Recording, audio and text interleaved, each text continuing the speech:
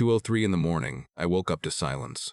For 6 months I had slept to the steady hum of my grandfather's oxygen concentrator, a soft mechanical breathing that meant he was safe. When it stopped, the silence felt violent. I shot upright. The backup battery beside his bed blinked red. 20 minutes remaining. "Grandpa," I whispered. He was already struggling, chest heaving, fingers clawing at the blanket. Then I saw it. Sparks flashing against the side of the house through the bedroom window. I ran outside barefoot. At the breaker panel, under the yellow spill of a flashlight, stood Darlene Whitmore, HOA board leader, bolt cutters in her hand, my power line hanging loose. "What are you doing?" I shouted. She didn't flinch. "Emergency electrical hazard violation," she said calmly. "I'm preventing liability." Inside, my grandfather was gasping. I called 911 while dragging an extension line from my work truck, hands shaking so badly I dropped the connectors twice. I managed a temporary bypass just as sirens tore down the street. When EMTs rushed past her, she crossed her arms and said, "This property is non-compliant." She called it compliance. I called it attempted murder. After they stabilized my grandfather, I found the certified letter taped to my door. According to the HOA, his oxygen machine was classified as unauthorized commercial machinery, and that was when I realized this wasn't over. It was just beginning. If you want to hear more true stories like this, make sure you hit that subscribe button to Fenceline File Stories, and tell me in the comments, where are you watching from? 6 months earlier, Cedar Ridge Estate had looked like a promise. Freshly paved streets, identical mailboxes lined up like soldiers at attention, lawns trimmed to perfection. It felt safe, predictable, controlled. After years of bouncing between job sites and rentals, I wanted predictable. I wanted quiet for my grandfather. Walter Mercer had survived a war most people only read about in history books. Korea, winter campaigns, frostbite that never quite left his hands, a purple heart folded into a cedar box he kept on his dresser. He never talked much about what he did overseas, but sometimes at night, when the oxygen machine hummed beside him, he would stare at nothing and whisper names I didn't recognize.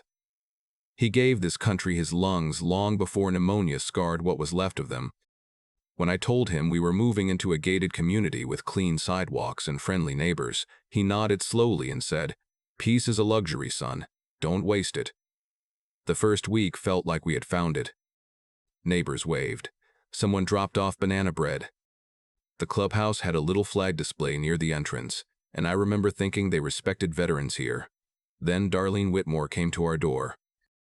She arrived with a thin smile and a clipboard, introducing herself as the board leader of Cedar Ridge Estates. Her handshake was firm, her tone warm, but her eyes never stopped moving. They scanned the driveway, the exterior outlets, the small medical supply boxes stacked neatly near the garage. "Oh, how wonderful," she said when I mentioned my grandfather's oxygen. "We're a very organized community. We just like everything to be uniform, uniform, uniform." The word stuck with me. The first notice came 3 days later. Grass exceeding allowable height by half an inch. Half an inch. I measured it myself with a tape measure just to make sure I wasn't crazy. It was barely noticeable. I trimmed it anyway, paid the warning fee to avoid escalation. Then came the delivery citation. Our oxygen tank supplier dropped off replacement cylinders once a week. Darlene labeled it, "Recurring commercial activity inconsistent with residential zoning." There was a fine attached. I called the HOA office. "It's medical equipment," I explained calmly. "Well," she said, voice sugar sweet, "we just need to ensure you're not operating a business out of your home." Operating a business. 4. Oxygen. The next letter warned about generator noise exceeding community comfort levels. I hadn't even run the generator yet. I'd only tested it briefly after installation to ensure it worked in case of outage. Still, they logged it as a disturbance. One by one, the violations stacked like kindling. At first, I told myself it was just bureaucracy, overzealous rule enforcement. But I started noticing something else. Neighbors didn't talk openly about the board. Conversations lowered when Darlene walked by. At the mailbox cluster, I overheard Mrs. Stest Ellison whispering to another resident that the Ramirez couple had sold their house in a hurry after falling behind on fines. They had lived here for 12 years, gone in a month. Another elderly widower 2 streets over suddenly listed his home below market value. No renovations. No estate sale. Just gone. When I asked casually why people seemed to be moving out so quickly, the answers were always vague. Life changes. Health reasons.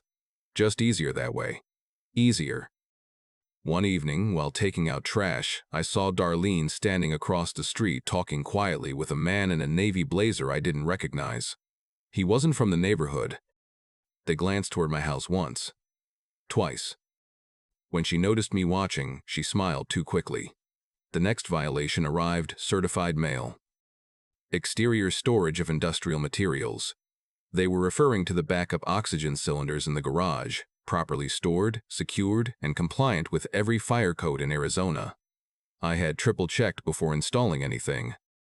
I attended my first HOA meeting after that. The clubhouse was neat and brightly lit.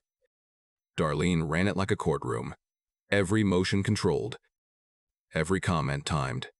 When I raised my hand to question why medical equipment was being classified as industrial, she adjusted her glasses and said, "We simply apply the same standards to everyone." But she didn't look at anyone else when she said it. She looked at me. After the meeting, an older man approached quietly and told me, "Best not to fight them. It gets expensive." That word again. Expensive. I went home and reviewed the fine ledger. Most of the major violations in the past year had been issued to elderly homeowners.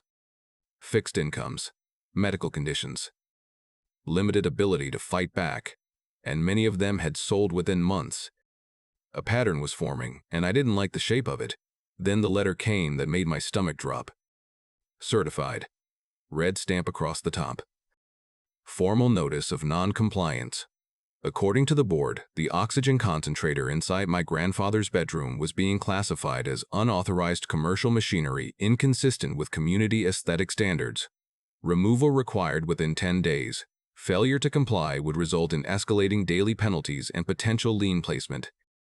I read the line 3 times before it made sense. Removal of unauthorized medical device within 10 days. They weren't targeting the lawn. They weren't targeting the generator. They were targeting his lifeline, and that was when the calm suburban dream cracked wide open, because I realized Cedar Ridge wasn't about uniformity. It was about pressure, and we were next. The first open shot came on a Tuesday afternoon, broad daylight, no attempt to hide it. I pulled into my driveway after a service call and saw 2 men in polo shirts standing inside my side yard. One had a clipboard. The other was taking photos of the exterior wall where my grandfather's oxygen line ran through a sealed conduit. They weren't on the sidewalk. They were past my fence line. "What are you doing?" I asked, stepping out of the truck. "HOA inspection," the taller one said without looking up. "You're trespassing." He shrugged. "Per community bylaws, exterior compliance checks." "This isn't exterior," I snapped. "That conduit feeds medical equipment." That's when Darlene appeared from around the corner of the house, heels clicking against the concrete like she'd been waiting for her cue. "We've received reports," she said smoothly, "that you're storing hazardous oxygen tanks on the premises." "They're medical cylinders," I said. "Properly secured.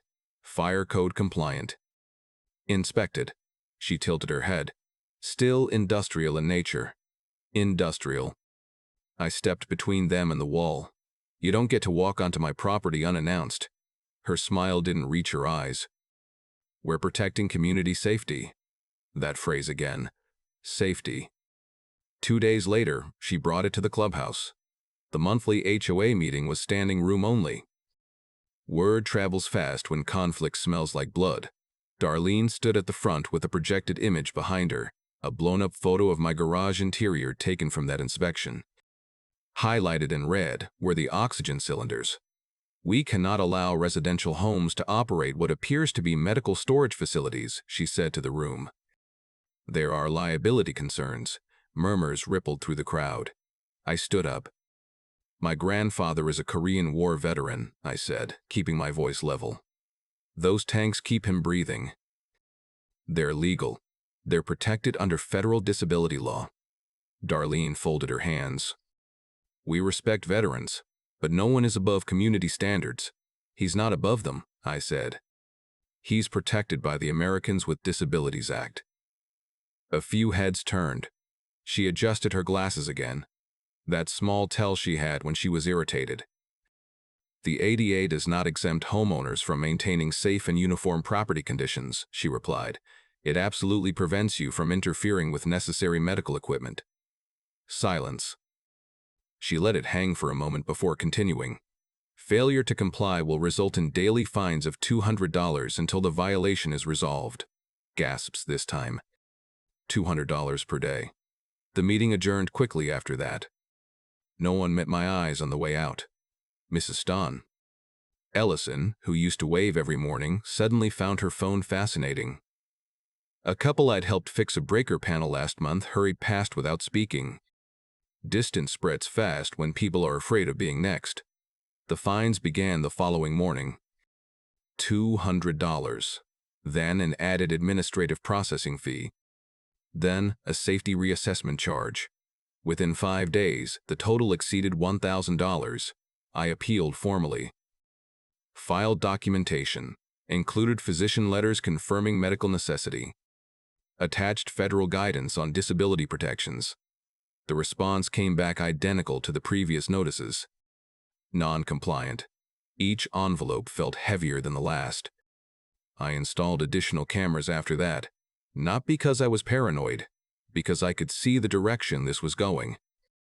One evening, as I helped my grandfather from his chair to the bedroom, he paused and looked at me. You're fighting them, he said quietly. I'm handling it. He studied my face longer than usual. Be careful.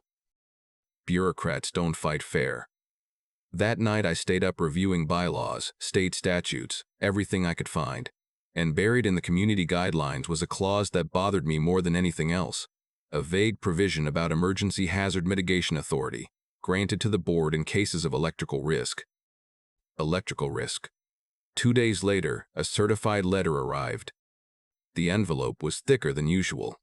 Inside was a formal notice printed on heavy paper. Emergency electrical hazard remediation scheduled. According to the document, the board had determined that the oxygen equipment and backup generator posed potential structural and fire hazards to surrounding properties. An emergency inspection and corrective action would be undertaken if the violation was not voluntarily remedied. Corrective action. My jaw tightened. There had been no failed inspection. No fire marshal report. No code citation. Just Darlene's signature at the bottom. I walked outside and stood near the breaker panel, looking at the conduit I had personally installed to hospital-grade standards. Emergency remediation. In the distance, I saw Darlene standing at the edge of her driveway, watching our house like she was calculating something. That was when I understood. This wasn't about paperwork anymore. This was escalation. And somewhere in the back of my mind, a quiet warning started to form. Because when someone invents an emergency, they're usually planning to create one. After the emergency remediation notice, the harassment stopped pretending to be subtle. Every morning, there was a new violation. Improper trash can placement, even though it was tucked exactly where it had always been. Driveway oil staining, a mark that had been there since before we bought the house. Improper exterior lighting angle, referring to the small motion sensor light I installed near the breaker panel. $200 here. $300 there. Administrative review fees. Expedited compliance charges. By the end of the second week, the total had crossed $3,000. It wasn't enforcement anymore. It was pressure. One afternoon, I came home to find a bright orange notice taped to the front door, not mailed. Not discreet. Taped across the center like a public warning. Final non-compliance alert. Neighbors' walking dogs slowed as they passed. A teenage kid across the street snapped a photo with his phone. Humiliation was part of the strategy. That night, someone tagged me in a post on the Cedar Ridge online community forum. Does anyone else feel unsafe knowing there's an unlicensed care facility operating on Oak Hollow Drive? Another comment followed. I heard there are oxygen tanks stored improperly. That's basically a firebomb. Firebomb. The thread grew quickly. Anonymous profiles speculating. Fear spreading. Running illegal care facility. I typed out a response 3 different times and deleted it each time. Darlene moderated the forum. Anything I posted would either disappear or be twisted. Instead, I saved screenshots. The next violation notice accused me of altering structural electrical systems without HOA approval. That one almost made me laugh. I'd been a licensed contractor for over a decade. Everything I installed exceeded code. But the language was vague enough to scare people who didn't understand it. By then, I'd noticed something else. Cars drove slower past our house at night. Curtains across the street stayed open a little longer. And twice, just after midnight, I saw movement near the side yard. The second time, I stepped outside quietly and stood in the shadow near the garage. Darlene was pacing along the utility easement that ran behind 3 properties, including ours. She carried a flashlight, sweeping it slowly along the fence line like she was mapping something. When she spotted me, she didn't look embarrassed. She smiled. Routine perimeter review, she called softly. At midnight, I installed cameras the next day. Front yard. Side yard. Rear utility line. High resolution, motion triggered, cloud backed. If she wanted to play surveillance games, I was better equipped. But the emotional toll was heavier than I expected. My grandfather pretended not to notice the notices at first. He'd shuffle past the orange papers without comment. But one evening, I heard him coughing longer than usual in the living room. When I walked in, the television volume was muted. "You don't have to fight them for me," he said quietly. "I'm not fighting for you," I replied automatically. "I'm fighting because they're wrong." He shook his head slowly. "I've seen this before. Different uniforms. Same idea. Make someone inconvenient until they disappear." The word disappear hit harder than it should have. "I'm not disappearing," I said. But that night, as I lay in bed, I did the math. If the fines continued, they could place a lien. If they placed a lien, they could initiate foreclosure proceedings. Not immediately, but eventually. Long enough to bleed us dry. Pressure. 3 houses on our block had sold within the past 6 months. 2 of them elderly owners. I started checking property records. All 3 sales had closed below market value. And the buyer in 2 of those transactions. Crestline Realty Group. The same navy blazer man I'd seen talking to Darlene. The pattern wasn't subtle anymore. They weren't enforcing. They were extracting. One night, around 1 in the morning, my phone buzzed with a motion alert. Side yard camera. I opened the feed and saw Darlene again, this time standing directly near the breaker panel. She wasn't touching anything, just looking. Studying, she leaned in close to the conduit that fed my grandfather's oxygen line. I could almost see her tracing the cable with her eyes. Then she stepped back and spoke quietly on her phone. I couldn't hear the words, but I saw the expression, not anger. Calculation. The next morning, another certified envelope arrived. Failure to voluntarily remediate will result in board-authorized hazard correction. Board-authorized. The language felt colder now. That evening, my grandfather's breathing was rougher than usual. The stress was wearing on him, even if he refused to admit it. I adjusted his mask, checked the flow rate, sat with him longer than normal. "You should have let me stay in the old place," he murmured. "And let the roof leak over your bed?" I tried to joke. At least the roof didn't send letters. I didn't have an answer for that. By the end of the week, I barely slept.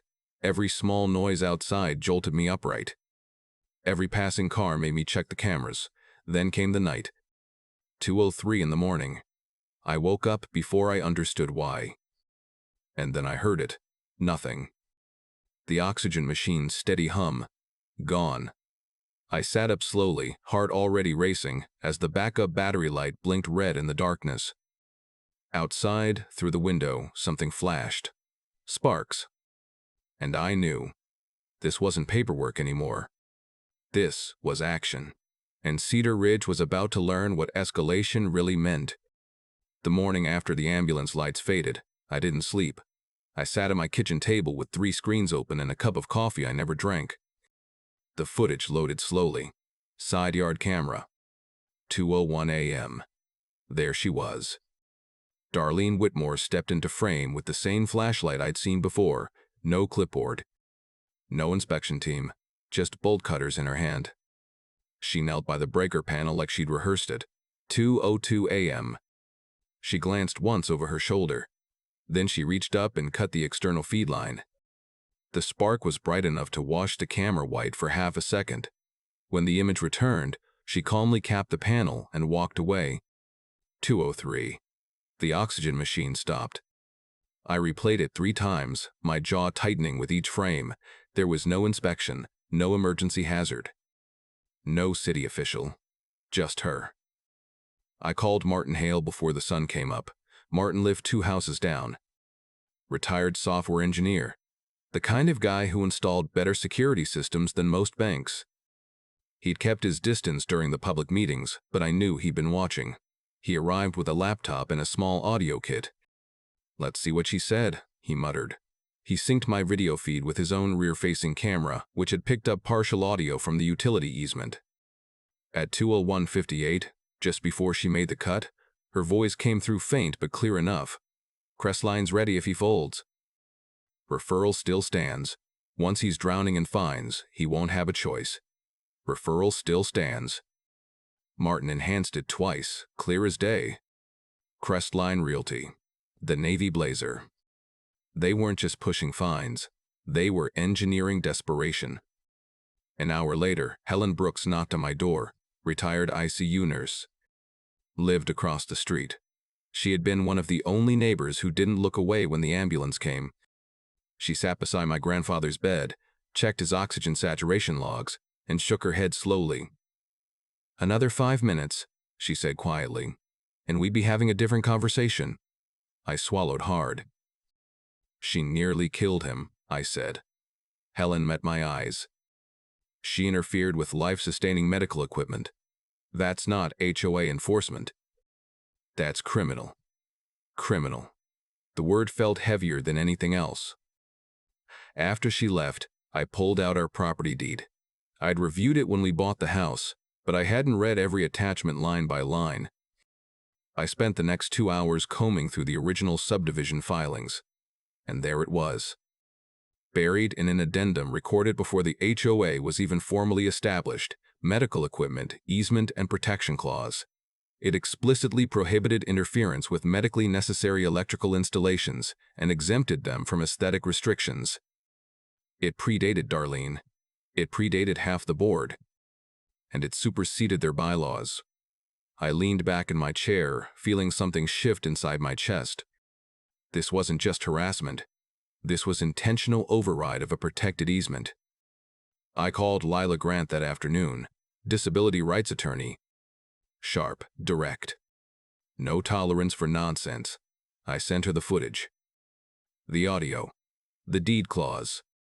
She called me back within an hour. "Do not confront her again alone," she said immediately. "You have evidence of intentional interference with life-sustaining equipment." "Can we stop them?" I asked.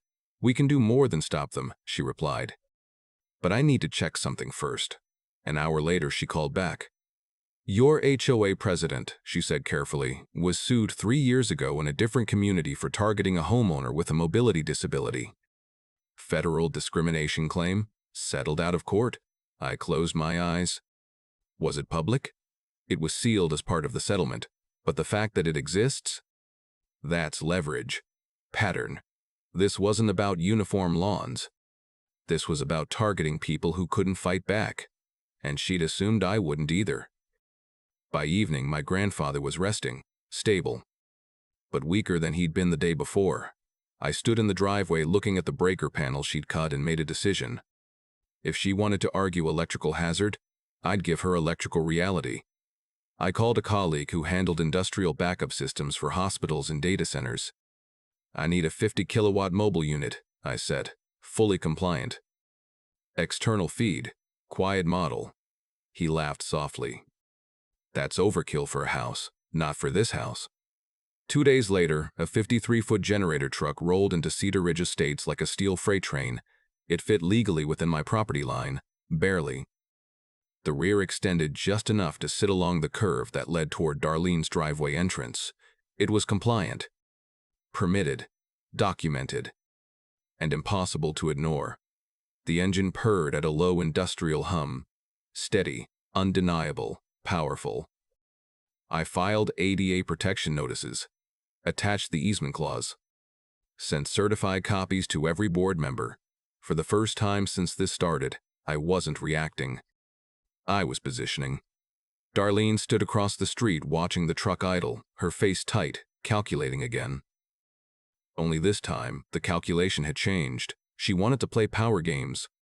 Fine. I was about to show her what power really looked like. The generator arrived just after 9 in the morning. You could hear it before you saw it. The low diesel rumble turning into something that didn't belong in a neighborhood of matching mailboxes and manicured shrubs.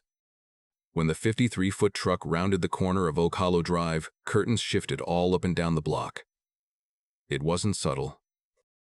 It wasn't supposed to be. The driver eased it into my driveway inch by inch while I guided him with hand signals. The nose stops just short of the garage. The rear section angled along the curve of the cul-de-sac, fully within my property boundary, measured twice, documented, permitted. And yes, it sat just close enough to Darlene Whitmore's driveway entrance that backing in and out would now require effort. Not obstruction. Not illegal. Just inconvenient. The unit was hospital grade. 50 kilowatts. Auto switch transfer. External isolation panel bolted into reinforced housing. Quieter than a lawnmower, louder than our lies. I watched as the technician connected the feed through a protected junction box I had personally installed under state code. Every bolt tightened. Every permit displayed. By noon, the paperwork was already filed. ADA protection notice, recorded and time-stamped. Medical equipment easement copy, certified and mailed to every board member. And a cease and desist letter drafted by Lila Grant landed in Darlene's mailbox before dinner. Intentional interference with life-sustaining equipment, criminal negligence, civil liability exposure. The language was precise. The message was simple: try it again. For the first time since the ambulance lights faded, the pressure shifted. Neighbors started knocking quietly that afternoon. Not loudly, not publicly, quietly. Mrs. Ellison came first, wringing her hands. "I'm sorry I didn't speak up before," she whispered. "They fined my sister into selling last year. Said her wheelchair ramp violated symmetry guidelines. Another man, 2 streets over, admitted they'd threatened him with foreclosure after his wife's hospice equipment was installed. Pattern. Martin spent the evening at my kitchen table assembling a digital evidence packet. Video footage of the cut. Enhanced audio mentioning Crestline Realty. Property sales records from the last 12 months showing below-market closings linked to the same buyer. Screenshots from the HOA forum smears. The discrimination lawsuit Lila uncovered. Every piece stacked carefully. We weren't reacting anymore. We were preparing. By sunset, the generator had become the unofficial landmark of Cedar Ridge. People slowed to look. Some nodded at me from their cars. Others avoided eye contact entirely. Darlene came home just before dusk. She stopped her SUV halfway into the cul-de-sac, staring at the truck like it had personally insulted her. I waved. She didn't. At 7 that evening, an email notification hit every resident's inbox. Emergency HOA. Vote Prive. Special session. Agenda. Immediate lien placement and accelerated foreclosure proceedings for unpaid safety violations at 1842 Oak Hollow Drive. My house. They were going for the kill. Publicly. And that's when I smiled.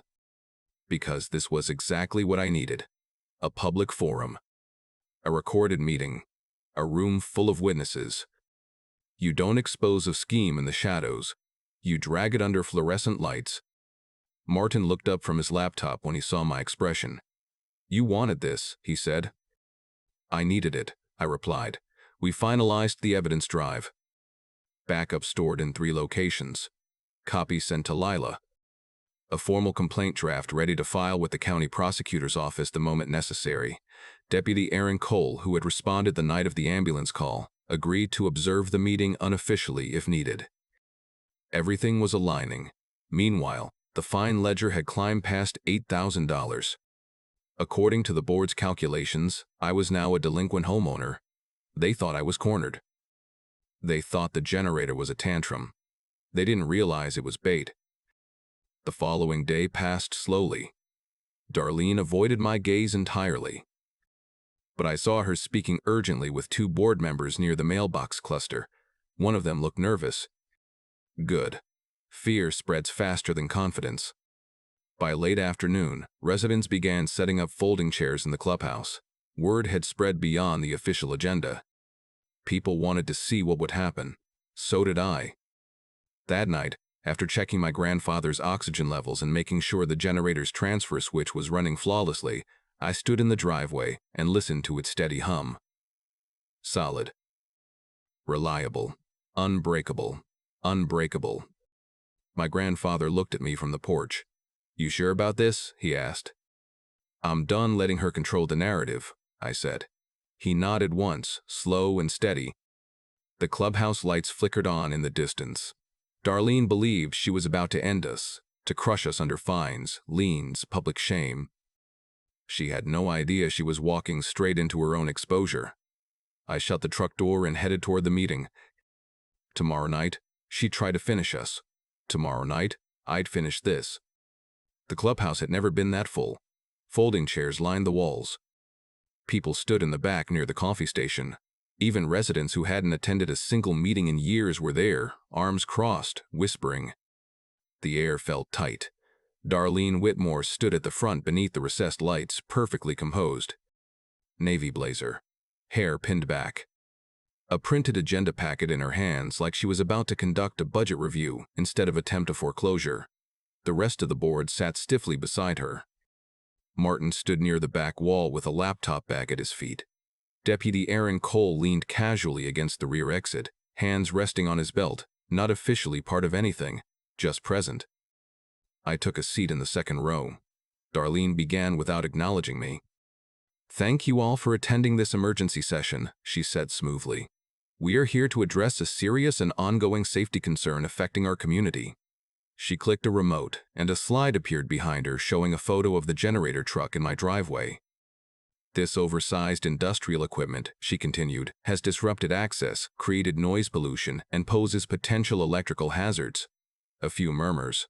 A few nods. She shifted tone, just slightly. "In addition, the homeowner at 1842 Ocala Drive has accumulated substantial unpaid fines for repeated noncompliance with established community standards." She didn't say my name. She didn't need to. We cannot allow one resident to disregard rules that everyone else follows. There it was.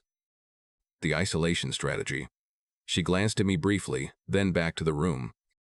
"Furthermore," she added, lowering her voice just enough to feel dramatic, "we have received reports suggesting that unauthorized medical storage and potentially unsafe oxygen materials are being housed improperly." Unsafe oxygen materials. I kept my expression neutral. She paced slowly. "This is not personal. It is about protecting property values and the safety of every family here." Property values. There were a few uncomfortable shifts in chairs. Then she said it. "Per HOA bylaws and the accumulation of fines exceeding $8,000, the board is recommending immediate lien placement and initiation of foreclosure proceedings." A ripple went through the room. Foreclosure. Publicly. Decisively. She turned toward the board members. "I will now call for a vote." And finally, she looked directly at me. "You have repeatedly refused to comply," she said. "You have escalated this situation by installing disruptive industrial machinery. You have created risk and division within this neighborhood." Risk and division. I almost admired the confidence. I let her finish. Every word. She needed to build her tower before I knocked it down. "Does the homeowner wish to respond before the vote?" she asked, voice steady. I stood slowly. Not rushed. Not angry. Calm. "Yes," I said. I turned slightly toward Martin and gave him a small nod. He moved to the side table near the projector outlet and opened his laptop. Darlene frowned. "This is not a presentation hearing." "It is now," I replied. The projector flickered to life. For a split second, the screen was blank. Then the image appeared. 2:01 a.m. Side yard camera. Freeze frame. Darlene Whitmore, bolt cutters in hand, standing beside my breaker panel. The room went completely silent. No whispers. No shuffling chairs. Just silence. Her face drained of color so quickly it was almost surreal. "That image," I said evenly, "was captured the night my grandfather's oxygen concentrator lost power." A faint gasp somewhere near the back. She found her voice quickly, but it sounded thinner now. "This is outrageous," she said. "You cannot." 2:02 a.m., I continued. Moments before the external feed line was cut. Board members shifted uncomfortably. Deputy Cole straightened slightly near the exit. The freeze frame remained on the screen, bolt cutters visible, sparks frozen midair. "This is edited," she snapped. "Fabricated." I didn't look at her. Instead, I scanned the room. Every neighbor who had avoided my eyes for weeks was now staring at her. "Would you like to explain?" I asked calmly. "Why you were performing an emergency remediation alone at 2 in the morning?" She opened her mouth. Closed it. Opened it again. Her voice rose in pitch. This was a safety intervention the homeowner had created. Martin stepped forward slightly and held up a small external speaker. "Audio enhancement ready," he said quietly. More murmurs. The board member to her left leaned toward her and whispered something urgent. Darlene's confidence cracked just enough to see the panic underneath. "This meeting is adjourned," she said abruptly. "No," I replied. The room didn't move. Nobody stood. Nobody left. For the first time since this began, she was no longer directing the room. The freeze frame glowed behind her, undeniable. As she opened her mouth to deny it, I pressed play. The video rolled. 2:01:58. Darlene stepped fully into frame, clearer in motion than she ever had been in person. The bolt cutters caught the light. She crouched beside the breaker panel with the confidence of someone who believed no one was watching. 2:02. She looked over her shoulder once. Then she cut the line. The spark burst bright against the dark siding. Even through a projector, the flash made several people flinch. The feed line dropped. 2:03. The screen split to show the timestamp from inside my house, the oxygen concentrator shutting off. The room filled with sharp intakes of breath. "No," someone whispered. Martin switched to the enhanced audio. "Crest line's ready if he folds." "Referral still stands. Once he's drowning in fines, he won't have a choice." Her voice. Clear, undeniable. A low wave of shock moved through the chairs like wind through dry leaves. I didn't speak. I let it settle. Helen Brooks stood up before I even called her name. She didn't raise her voice. She didn't need to. "I reviewed Mr. Mercer's oxygen saturation logs from that night," she said steadily. "The interruption dropped him into critical range within minutes. 5 more minutes without intervention, and we would have been discussing resuscitation, or worse." The words hung there. Resuscitation, or worse. "This was not a routine outage," she continued. "This was a deliberate interruption of life-sustaining medical equipment." Darlene shook her head rapidly. "This is dramatized. I was addressing a hazard." Lila Grant stepped forward from the side aisle. She had waited quietly until that moment. "I am a disability rights attorney licensed in this state," she said calmly. "Interfering with medically necessary equipment protected under a recorded easement constitutes federal civil rights violation. When done intentionally, it may rise to criminal interference." Criminal. The room shifted again. Darlene's composure finally fractured. "You don't understand the liability this homeowner created," she snapped. "I was protecting this community." "From oxygen?" someone called out. Another voice, louder this time. "You could have killed him." The tide had turned. Board members began whispering urgently among themselves. One of them, A man who had voted for every fine without question slowly slid his nameplate away from the table as if distancing himself physically might erase the past months. Deputy Aaron Cole stepped forward from the back. He wasn't leaning casually anymore. He carried a folder. "Ms. Whitmore," he said evenly, "I received a formal complaint this afternoon, supported by video evidence. I'm advising you not to leave the premises."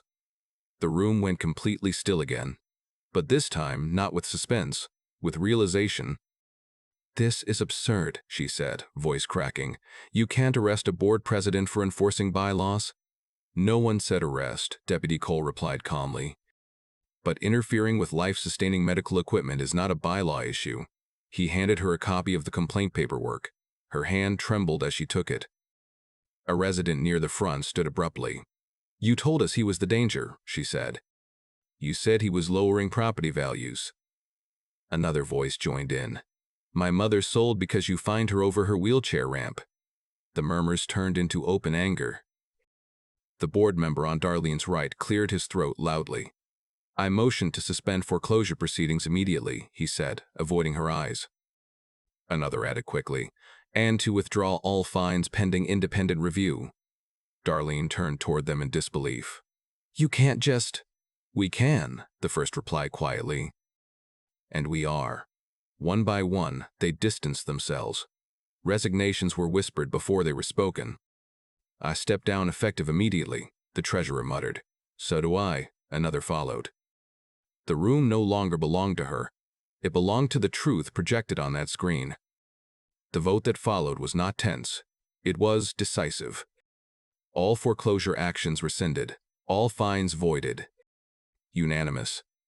Darlene stood alone at the front table, papers clutched in her hand, reputation collapsing faster than any property value she'd ever claimed to protect. Deputy Cole gestured gently toward the exit. "We'll need to speak further," he said. She didn't fight. She didn't argue. She walked out under a silence heavier than any applause. Outside, through the clubhouse windows, the steady hum of the generator carried across the parking lot. Constant. Controlled. Powerful. Neighbors began speaking to me now. Not in whispers, not in fear, but openly. Apologies. Gratitude. Shock. The meeting dissolved into conversation, but I stayed still for a moment, watching the blank projector screen. 6 months of pressure.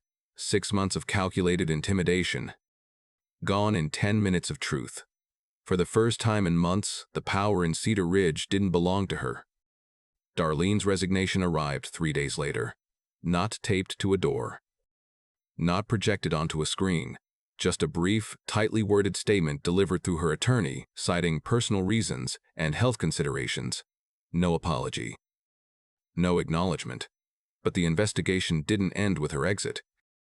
Deputy Cole confirmed that the complaint had been forwarded to the county prosecutor's office, and within a week, Crestline Realty Group was under review for predatory acquisition practices tied to HOA pressure campaigns.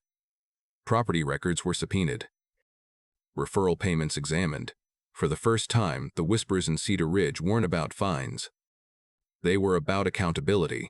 An emergency residence meeting was called, not by the old board, but by homeowners who refused to let silence grow back into fear. 48 residents attended. 47 voted in favor of a permanent charter amendment protecting medically necessary equipment from aesthetic enforcement or fine escalation. 1 abstained. The amendment passed. In that same meeting, someone suggested establishing a veteran support fund for emergency repairs and backup systems for elderly residents. The motion passed unanimously.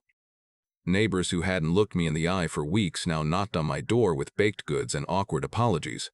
I should have spoken sooner. We didn't know how far she'd go. You were right. I didn't hold it against them. Fear is quiet. It spreads quietly too.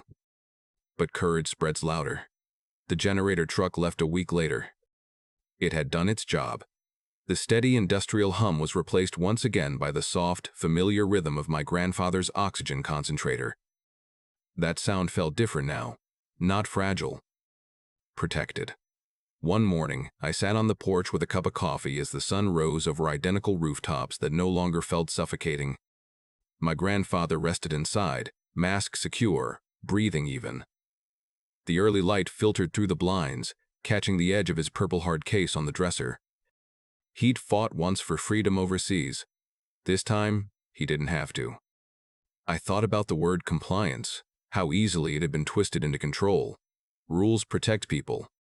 When they stop doing that, people must protect each other. Cedar Ridge wasn't perfect now. No neighborhood ever is. But it was awake. And for the first time since we moved in, I felt something stronger than pressure or tension or watchful eyes. I felt home. The lawn was still trimmed, the mailboxes still matched. But beneath all that uniformity was something real. Neighbors who had seen what happens when authority goes unchecked and chose not to look away again. Inside, the oxygen machine hummed steadily. Outside, the street was quiet. And for the first time in months, our home was no longer under siege. It was simply ours. If you want to hear more true stories like this, make sure you hit that subscribe button to Fence Line Files. And tell me in the comments, where are you watching from?